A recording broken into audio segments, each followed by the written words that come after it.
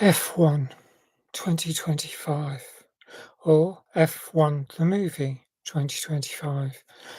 I know very little about Formula One or indeed any motorsport, and I've seen a few films about racing drivers. The Ayrton Senna documentary from 10 years ago, something like that. That was pretty moving, very interesting. Seen quite a few dramatized films and some fact-based films. And so I looked up about this film because um, Sunny Hayes by Brad Pitt doesn't, it seems like, isn't based on a real life character. I don't know if that actually matters. I mean, actually, given I'm quite relieved following the the Salt Path and how that's been exposed this weekend. But the one thing about this film is it's 156 minutes long, very long, over 2.5 hours. And that's not my favorite kind of film. I'd rather under 2 hours. But apart from, I did get a bit tired at one point and then came to sort of a crash scene woke me up. I mean, that's the kind of thing that does happen. I don't think I missed a great deal, but who knows? But this seems to be based on actual characters or inspired by characters, and it seems to be set in about 2023. And Sunny Hayes is a driver who retired 30 years earlier, 1993, around that time, and he's been out of the loop, but he gets invited back into the fold by Ruben Cervantes, played by Javier Bardem, who's the team owner of APX, APG, no, GP, APX, something like that. Not quite. Apex, is it? Oh, sorry. I didn't even write that down, but I've seen it a lot of times on the screen. I don't know if it's a real company or not, but um, I thought I was mainly following how um, Ruben thought that um, Sonny was going to be an asset, and he invites him to join him um, on the Formula One circuit, starting in Silverstone, which is in jolly old England, in Northamptonshire, Buckinghamshire, that sort of border area, not far from places like Milton Keynes, I guess, that sort of area, not far off the M1. I've never been, but it's one of the most prestigious racing circuits in the UK, from what I'm aware. It's always get mentioned in sporting news, and I know a few other ones, maybe Brands Hatch in Kent. Um, and found out from this film that on the 13th of May 1950, that's when Formula One started. So learnt something brand new early on when it was mentioned on public address. Um, and great. So it seems like all these different circuits, they've got signature patterns of, all the loops and everything. They all look slightly different because when they're shown on the screen, say the Belgium Grand Prix, the Netherlands, the Abu Dhabi, they've all got a different shape, and a lot of information flashes out very quickly on the screen at certain points. Technical stuff, and it happens so quickly. There's no point in digesting it. Well, I guess someone who's an expert probably knows it anyway. And maybe if I was on streaming, I would pause and have a look at it. Although actually on streaming services now, the screen dims a bit when you do try and pause, so you can't actually even read what you want. Um, you can't actually, because it tends to say what the name of the film is, and it just maybe that matters more to people when they pause a film. They just want to go off and make a drink or something. But I'm often interested in the nature of a film and something that has happened at that point, and something that's only on screen for 2, 3, 4 seconds. I want to see what it actually is. That's why I end up spending a lot more time when I watch stream films than when it's on the cinema screen, where it's just digest it or don't digest it, move on to the next scene.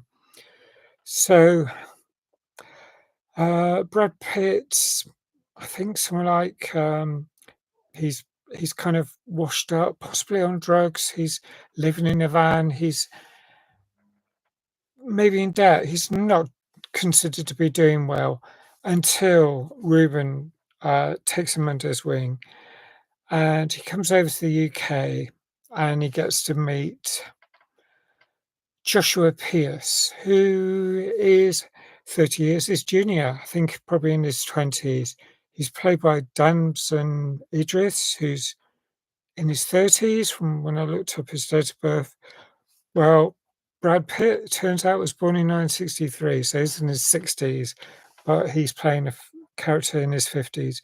So there's a bit of leeway, and there's still a 30-year gap, and I guess they both look good for their age, or look younger for their age, let's put it that way.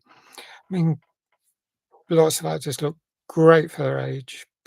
Um, but as far as the other characters, so there's Sarah Niles, who plays Bernadette Pierce, who is um, Joshua's mother.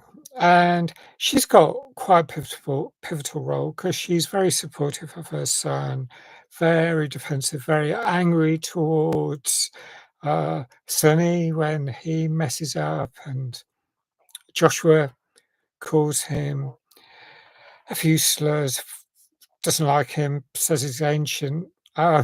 When Bernadette meets him, it's almost like she fancies him because I almost thought it was going to be a relationship, but no. But I mean, she can she does get angry with him, but when she sees what he looks like in a photo, she seems to kind of fall for him slightly. It's like slightly amusing, those sort of things.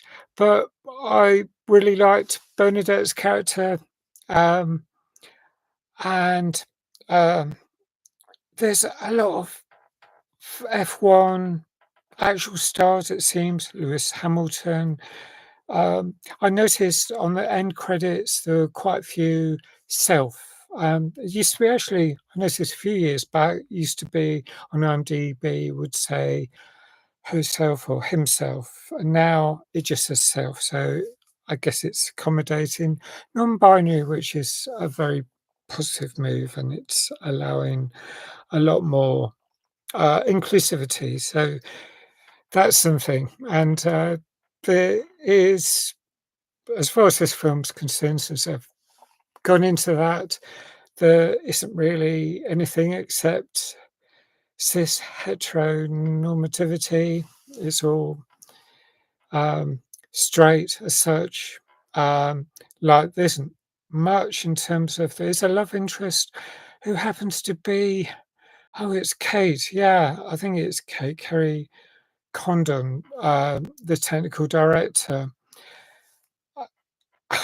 When that happens, I felt slightly disappointed because she rejected Sonny's advances early on. I felt good for her, but no, and that shown in the trailer. And I just thought, I mean, it's also when he's there's a lot of card gaming, card playing, Texas Hold'em, things like that, and symbolic stuff. I don't understand cards as well. There's lots in life I don't understand. Um, but I let it all wash over me, and I think, oh right, so because he's holding this card, she fancies him. She's she just sort of like allows um, a full-on romp that evening. Oh dear. Still, I mean that happens to so many films, and it attracts people to films. I gather I've noticed that in lots of films. Films I watched 20 years ago. Um, I've found out that the reason a particular scene was put in was because it'd been tested in audiences, and people want that kind of thing.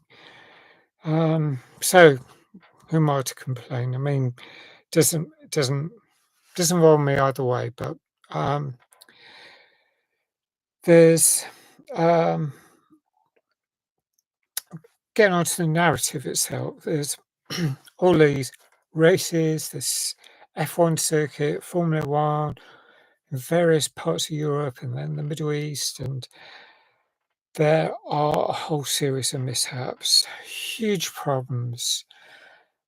Both the F1 stars, Joshua and Sunny, have spells in hospital. They have spectacular crashes. You see everyone gasping. I mean, after seeing Ferrari, I was dreading the possibility of something even more horrific. Like there's a pretty awful scene in that. There are some in some racing films that I just think, oh my gosh. Um, but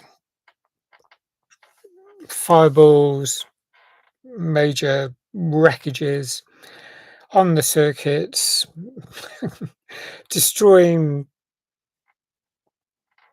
well, thousands of millions of pounds worth of sports car, I guess.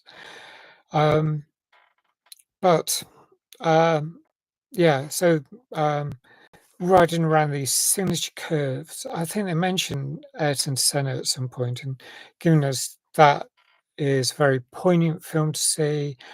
I it did get me thinking about that time, the trailer, and when I first heard about um, Ayrton Senna's death, and it was the same weekend as another, was it Roland Ratzenberger?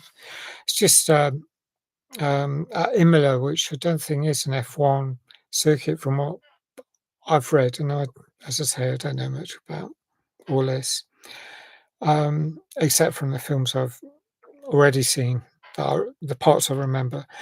Um, the music, the soundtrack was quite emotive at times. I loved how it started with Led Zeppelin and Hans Zimmer's contribution, and the tension builds up at times. Um, and there's some I mean, a lot of it washes over me. There's no way in the cinema I can pick up on everything. So I just sort of vaguely notice it and then move on, and I try and take in as much as I can. But the intense, exciting clips of the thrills and spills of high speed uh, racing and going around corners, I mean, they make it interesting. There's fireworks and actual F1 footage from um, recent Formula One stuff. Um, I it's not really my kind of film, but it was entertaining enough, and I'm going to I was thinking of scoring it about 6. I'm gonna slightly increase that to 6.75. That's my score for this film. Um, yeah, a bit on the long side. That's the worst thing, films like this, but quite interesting. It held my attention a lot of the time. So, I'd love to know what you think. Please like if you like this review. Um, Thanks if you subscribe. Please hit the notification button. And I hope to see you again soon. Bye for now.